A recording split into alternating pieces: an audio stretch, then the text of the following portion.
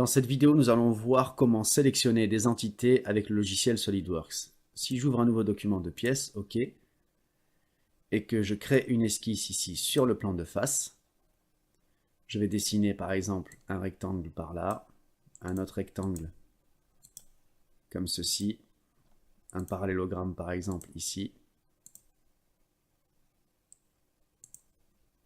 un autre comme ceci, et un troisième ici.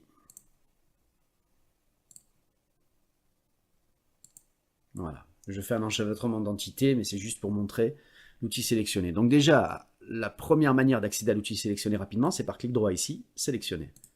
Vous vous débarrassez de l'outil que vous portiez pour vous retrouver avec le pointeur de sélection. On aurait très bien pu accéder à l'outil sélectionné directement ici. Et comme on peut le voir, il y a plusieurs types de sélection.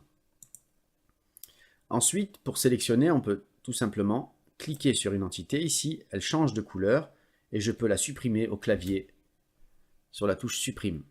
Je vais annuler ceci pour le moment.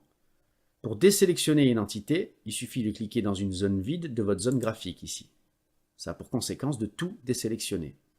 Une autre manière de sélectionner, c'est de tracer par clic et glisser ici une fenêtre.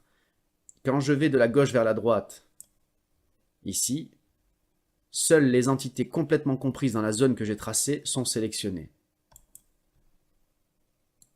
Donc de gauche à droite, c'est bleu, mais regardez ici, si je vais de droite à gauche, c'est vert. Tout ce qui est dans la zone rectangulaire verte que j'ai tracée sera sélectionné, même s'il n'était compris que partiellement dans cette zone. Hein, on voit bien ici, si je vais vers la droite, voilà, ici, on a bien vu que les deux traits étaient compris dans ma zone verte, ainsi que ces deux-là.